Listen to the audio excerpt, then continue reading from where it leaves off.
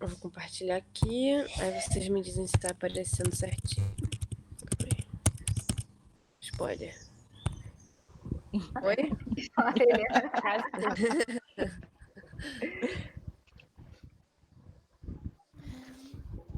Pode começar? Pode começar. Boa tarde, gente. Boa tarde. Ó, tudo bem, vocês? Joia. Graças a Deus. Que bom. Ó, a pedidos, né? A gente trouxe hoje o tema sobre cafés e infusões.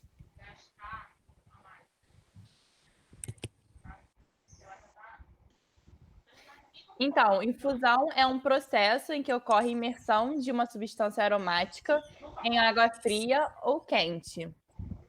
Aí a gente trouxe aqui, né, alguns exemplos como o café, o chimarrão.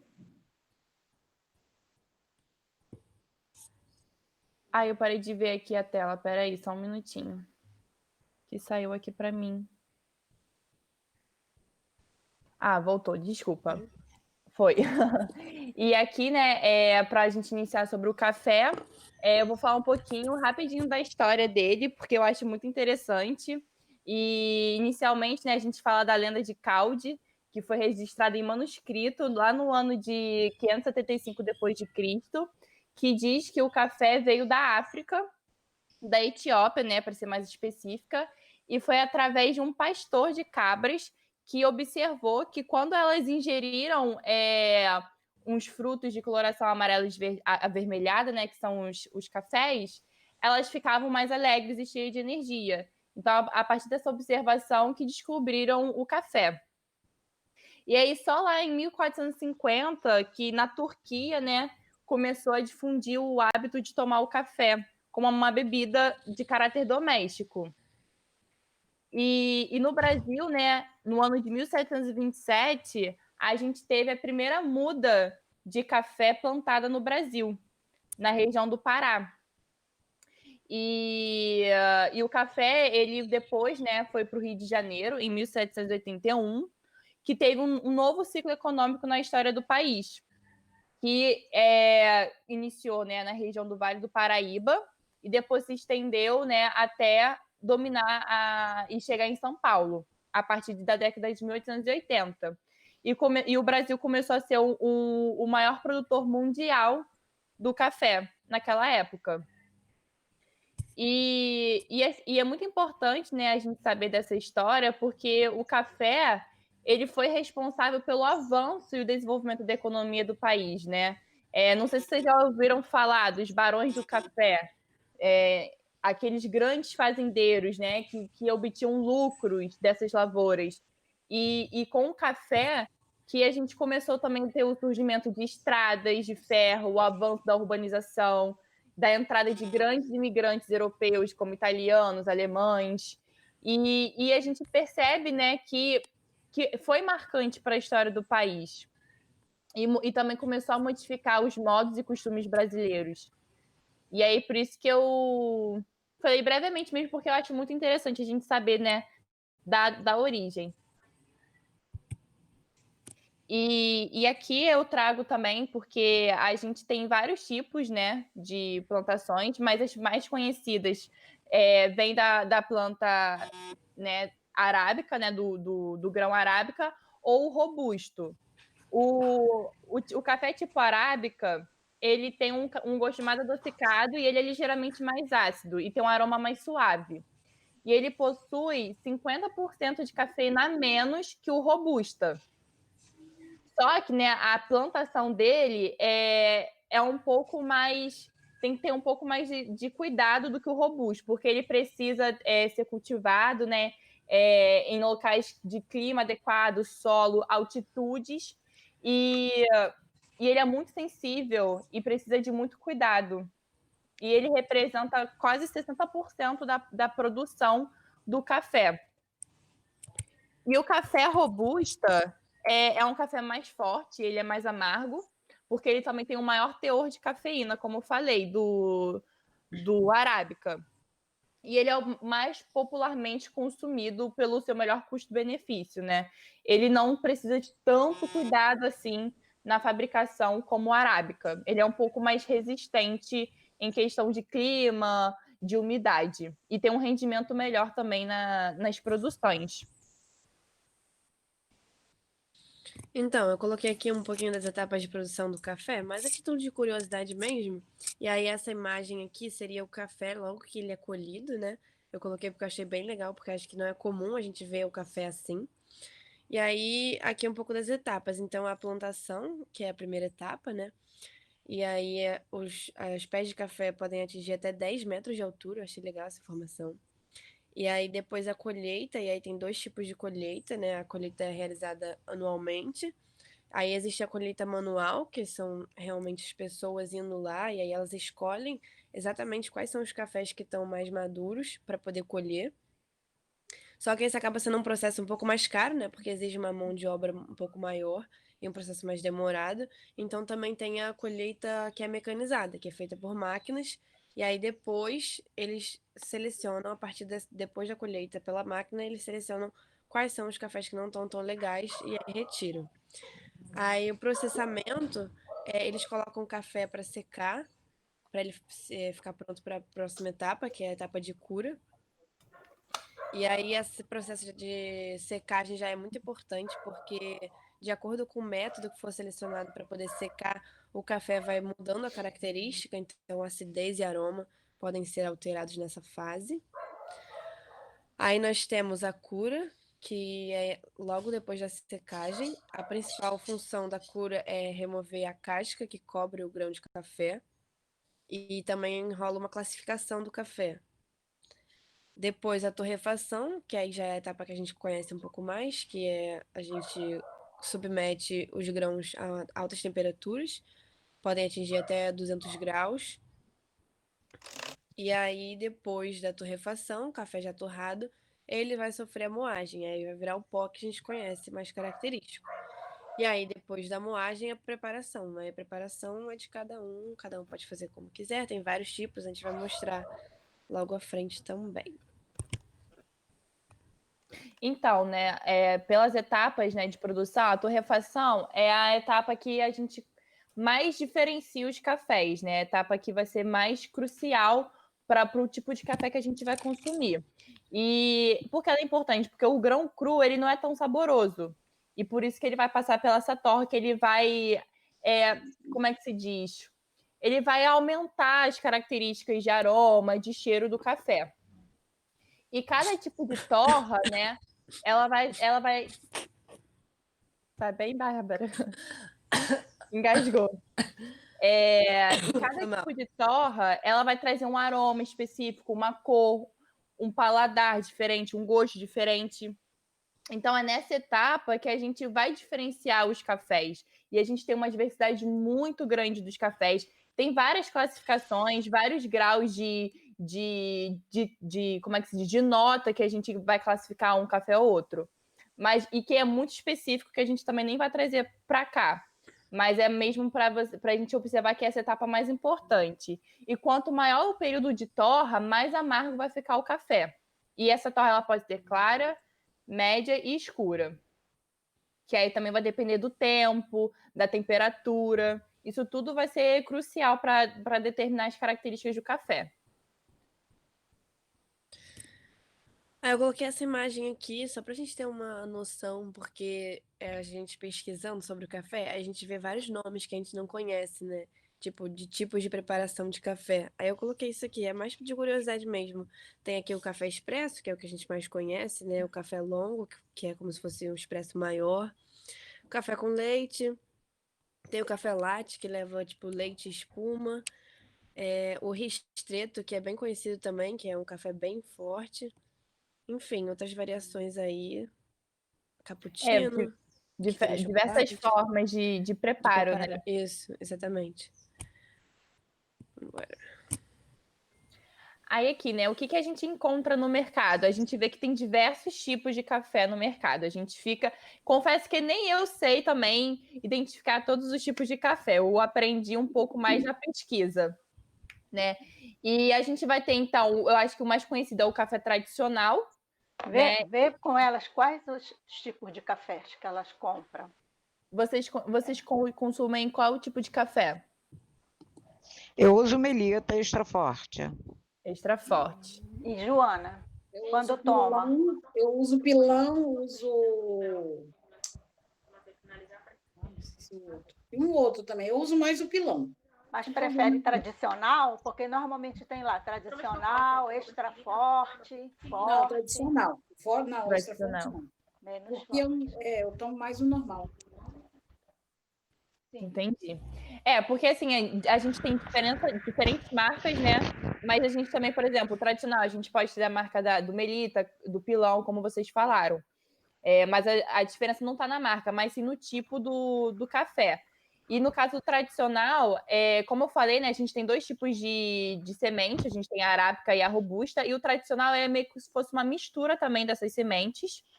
E não tem uma seleção tão boa, né, dos grãos. Por exemplo, podem passar grãos que estão envelhecidos, grãos quebrados, e não tem, diferente do 100% arábico, né, que a gente vai ver ali também, que é um café mais selecionado. Ele possui uma seleção melhor dos grãos e ele vai ser 100% os grãos de origem arábica. Então, o tradicional tem essa mistura desses grãos e não tem uma seleção tão boa. E aí, o extra forte, né, como a Lana ela falou que consome, esse extra forte ele vai ser o mesmo grão, só que a torrefação dele vai ser por um período maior e numa temperatura maior. Então, ele vai deixar o grão mais escuro e o grão mais queimado. E o extra forte, ele acaba também tendo uma quantidade de grãos não tão maduros, não tão bons de colheita, porque a torrefação ela vai disfarçar o gosto desses diferentes tipos de grãos que foram passados. E o forte, ele, em comparação ao tradicional, ele vai ter um período de torrefação maior, mas ele também não vai diferenciar muito da característica do tradicional.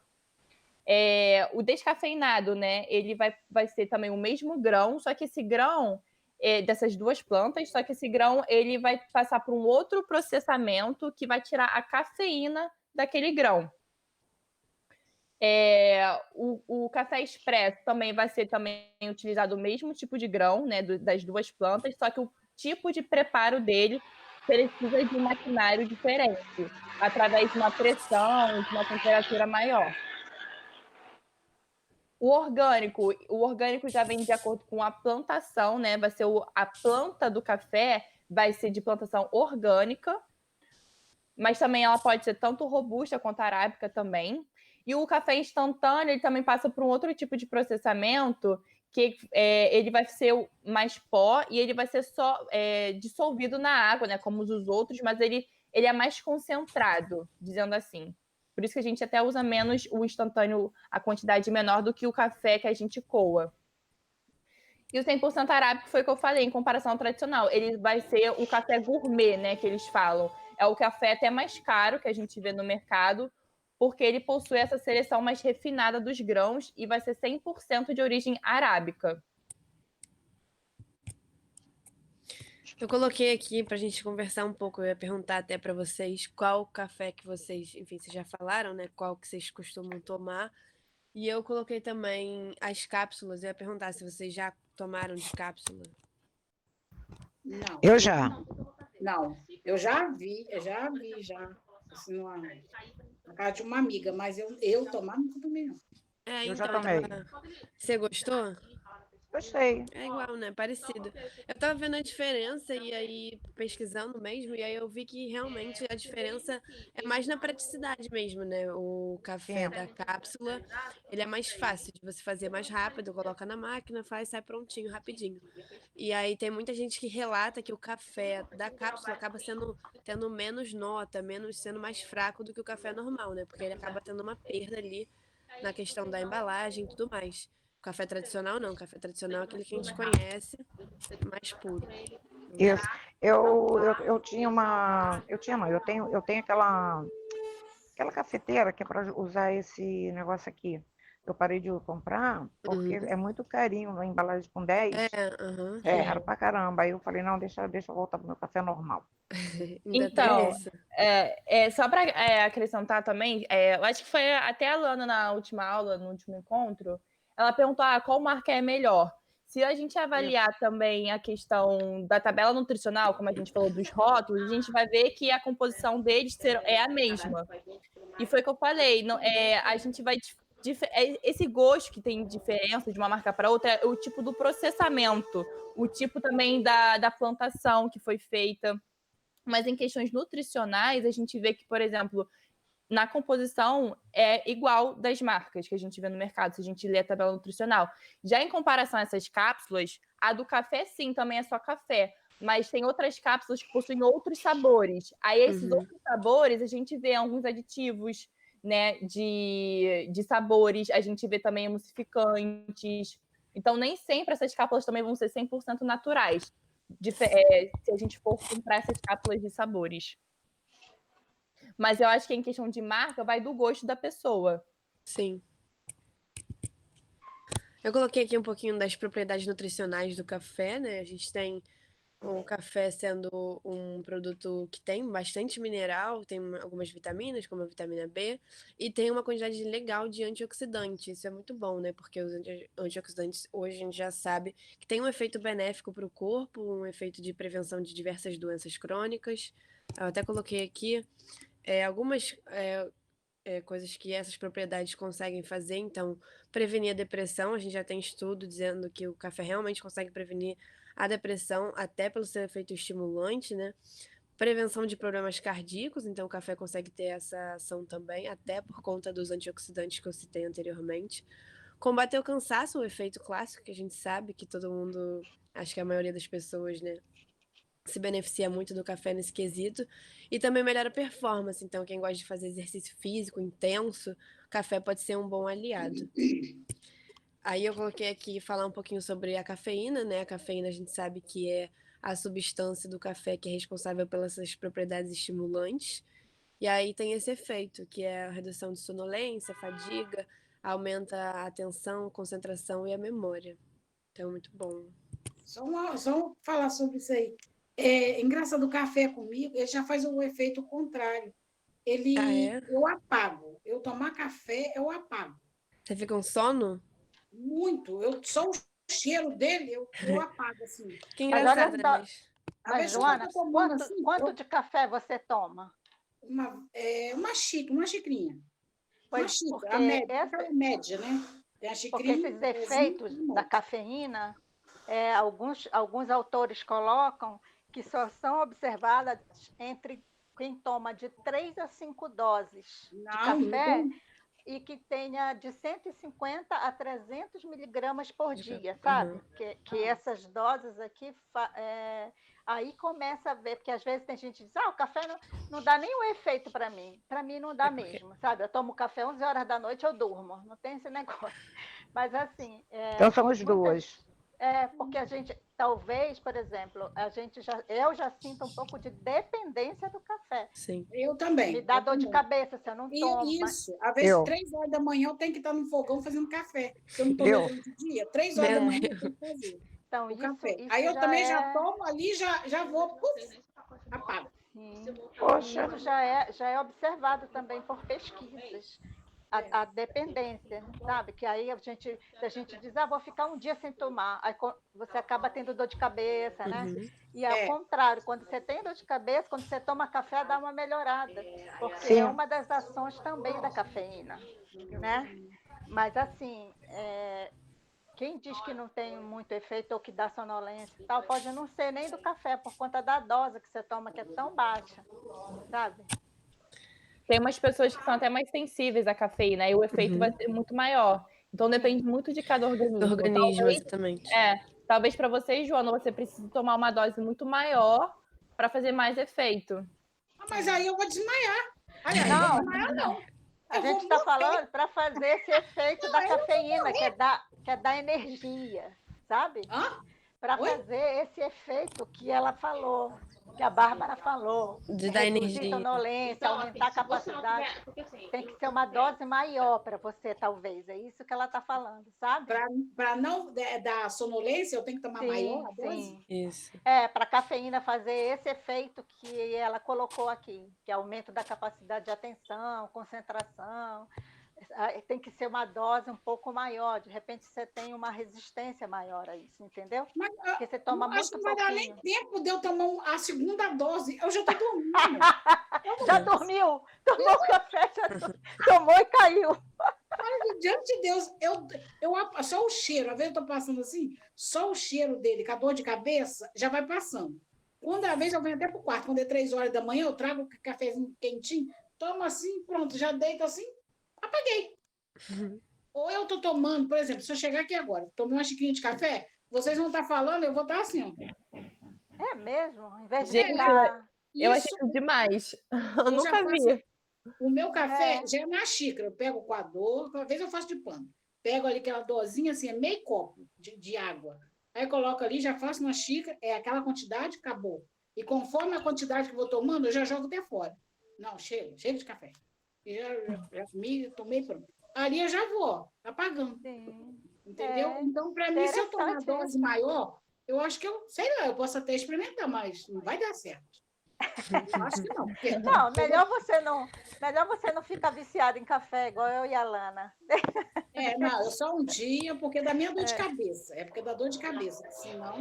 Ó, vou ver se dá para vocês verem o tamanho da minha xicrinha que eu tomo café. Eu tomo média. Nem aquela pequenininha. Tô vendo. Tá dando para ver? Você tá vendo? Eu não estou vendo. Vi. Não, isso é uma caneca de show. Não, mas é caneca de vinho. Tomar café. Isso é caneca de vinho. Lana, mais que eu, Lana. Esse é o balde de café que eu tomo todo dia. Isso não é nem xícara, isso nem é caneca, isso é um barril. Não, é uma caneca. Vezes, Lana? Quantas vezes essa caneca, Lana? Bom, até agora, da hora que eu acordei 3h pouca da manhã, eu já tomei uns 7 cafezinhos. Meu Deus! Pô, mais do que eu. Ó, eu bebo muito café. Não, Deus me às vezes eu deixo de almoçar para tomar café. Aí eu pego um pedacinho de... Mas também a Lana fuma. Esse negócio de café e cigarro. Associação. Não, mas eu posso tomar o café e não fumar. Pode? Porque eu posso tomar o café e não fumar. O café não me liga. Eu fumava 2 maços de cigarro e não tomava café assim. Não, o meu cigarro, o meu café não me incita a fumar. A fumar. Não. Eu vou fumar do mesmo jeito, com café ou sem café. Não tem... É muito café. Caramba, mas que... Por isso que eu falei para vocês, por isso que eu tô pretinha de tanto café. Daqui a pouco a vida acabou. Né? Fazer o quê? Corta. Mas falando assim, voltando aqui no sério mesmo, mas café demais faz mal, né? Então, eu vou falar disso logo em seguida. Tá. A gente tem uma recomendação de uma ingestão de cafeína de até 400 miligramas por dia. E aí eu coloquei aqui a equivalência, então seriam 8 xícaras de mais ou menos 125 ml. É xicrinha, tá, Lana? Não é barrinho. Essa xícara não é uma xícara muito Joga esse grande. barrinho fora. Essa xícara é a xícara de cafezinho, né? 120.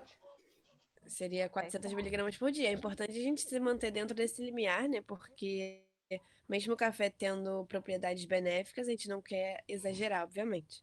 Aí eu coloquei aqui umas outras recomendações que normalmente a gente faz, né? Que é ingerir o café a algumas horas de distância das grandes refeições. Então a gente... Vamos falar sobre isso do açúcar. Eu medi as minhas colherzinhas de sobremesa. Pois é. Essa quantidade toda de 7 cafés, no caso, que hoje eu tomei 7 cafés, deu assim, sabe assim, brincando assim, deu só 2 copos só de requeijão. 2 copos de requeijão de açúcar, tá vendo? Caramba. Eu medi. Eu ia tirar foto, acabei que eu esqueci. Açúcar, tá doida? Eu esqueci. Tira foto, Lana, registra eu isso pra esqueci. gente. Mas eu vou fazer, pode deixar, amanhã mesmo eu vou fazer. Ai, Olha, semana eu vou fazer, terça-feira eu vou mostrar mas pra eu vocês. quero saber o que você fez a respeito. Isso que eu queria saber.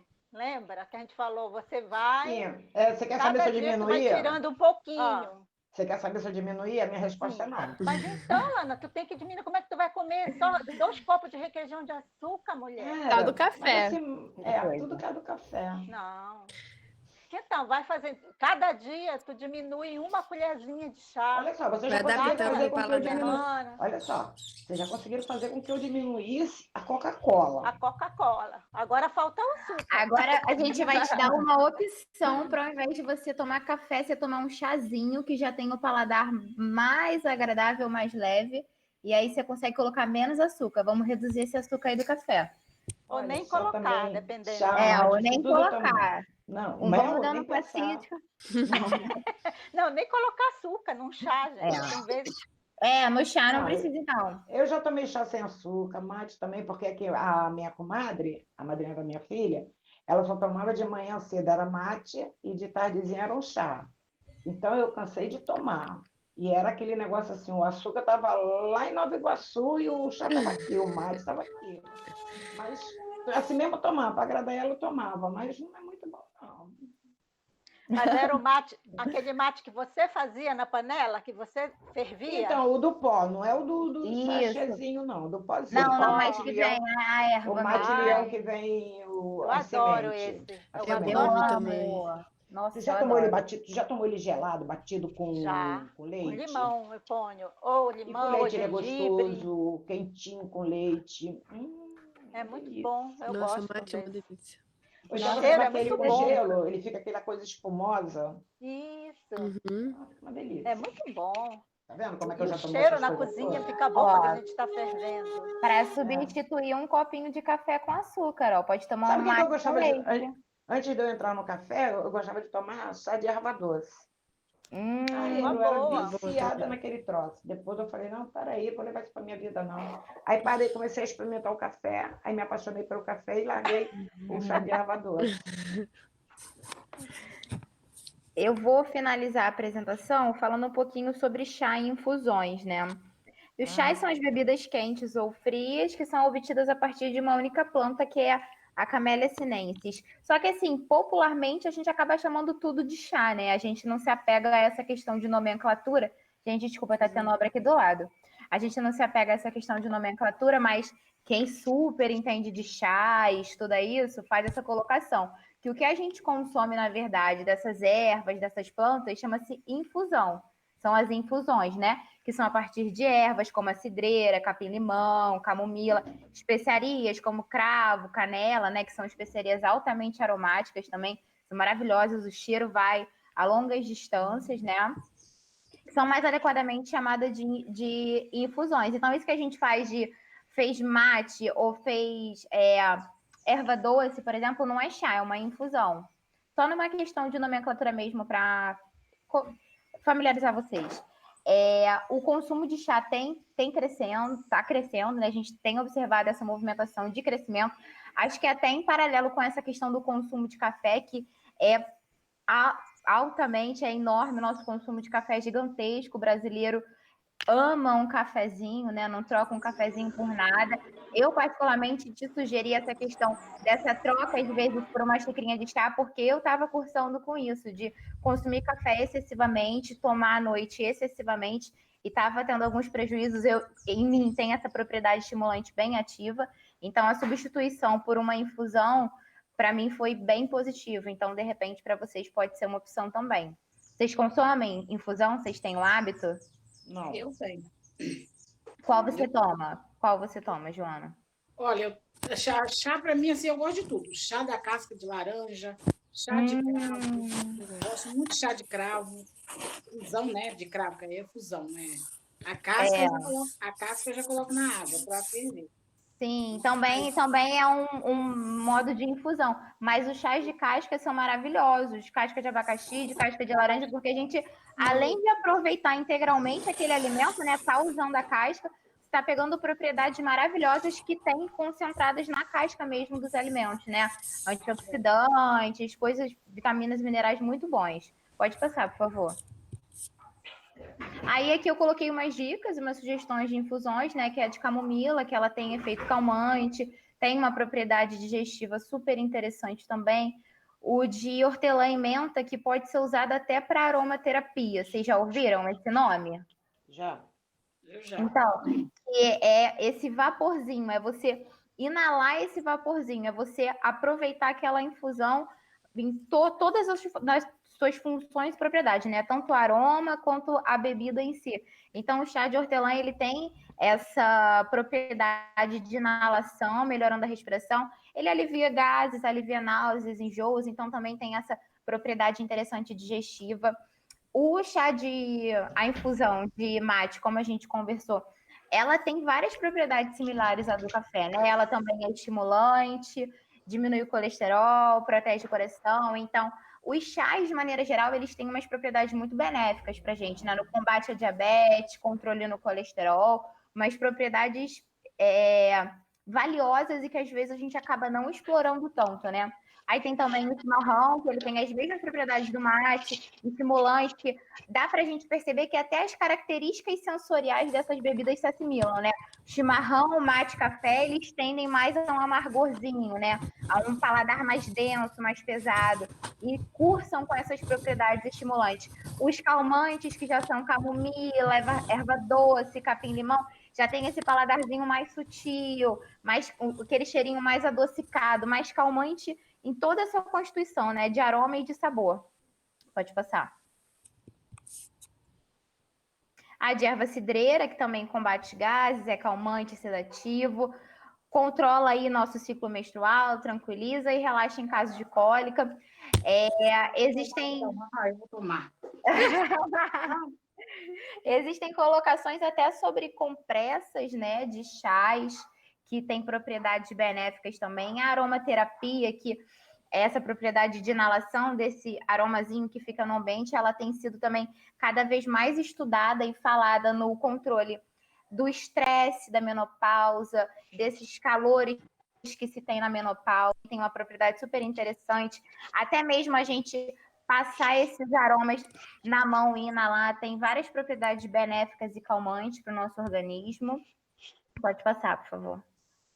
Só que também é interessante a gente falar que, se consumido em excesso, eles podem apresentar efeitos adversos. Quais seriam esses efeitos? Desconforto, náusea, enjoo, que a gente também não pode... Existe também a subestimação, né? A gente pensar, não, é plantinha, é natural, então vou tomar várias e várias xícaras. Para todo chá existe uma recomendação diária segura, assim como existe para o café. E de uma maneira bem irônica, até a recomendação para chá, ela costuma ser menor, de 2 a 3 xícaras, geralmente, para todos aqueles chás que eu conversei com vocês anteriormente. Então, é importante a gente ter esse cuidado, sabe? Entender que é natural, tem propriedades benéficas, mas não é por isso que a gente está livre para exagerar e consumir sem freio, porque vai ter efeito adverso na gente. A gente vai ficar enjoado, nosso sistema gastrointestinal vai ficar desconfortável.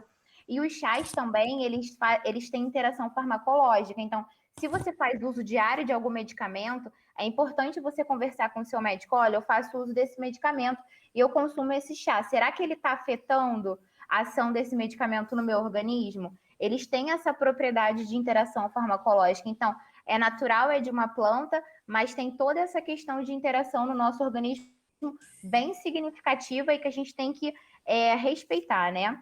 O próprio SUS, ele tem uma cartilha de fitoterapia, né, que é toda essa propriedade das ervas, das plantas, de compostos naturais, que eles são usadas farmacologicamente, né, em combate a colesterol alto, auxiliar em casos de hipertensão, auxiliar em casos de insuficiência cardíaca. Então, eu acho que é válido a gente investir sempre com cuidado, com cautela, né, olhando as recomendações. Eu tenho algum material que, se vocês quiserem, a gente pode passar para vocês, das dosagens recomendadas, mas geralmente para todos os chás é de 2 a 3 xícaras. E é bom também que a gente reduz o consumo de açúcar, ó. Substitui aquele cafezinho cheio de açúcar, a gente coloca um chazinho de erva cidreira, nem precisa adoçar, ó que delícia. Pode passar. Acabou. É isso. Achei que tinha um finalzinho. Vocês vão consumir mais chá, gente? Ô, cobrança, né? Propaganda. Eu vou pensar seriamente nisso. Vou pensar seriamente. Já é bom, Não, já é bom. Não, você tem que pensar seriamente no café e no chá. Substituir um pouquinho o açúcar do seu café, né? Pode deixar. Tirar um pouquinho. Porque o chá também, você às vezes pode adoçar com uma gotinha de mel, né? Café, o meu marido toma café com mel, tá? Porque ele não quer o açúcar, ele põe mel. Aí meu filho já diz, mãe, você vê quanto mel meu pai está tomando? Quantidade enorme de mel. É o final que quer que adoce mesmo o café, né? Eu também gosto de café bem docinho. Agora, mel, eu não vou falar que eu vou usar, não. Eu tenho até mel, mas eu gosto de usar mel assim, você fazer um tempero, você misturar na mostarda para temperar uma salada, aí eu gosto. Até para botar, às vezes, arroz, em cima do arroz, assim, um docezinho com um salgado, como eu já comi, eu gosto. Mas não é só uso o mel para isso. Mas ele combina com chá, mais do que com café, né? Digo assim, pode pôr uma gotinha só para não quero tomar sem açúcar. Amanhã eu vou experimentar café com mel.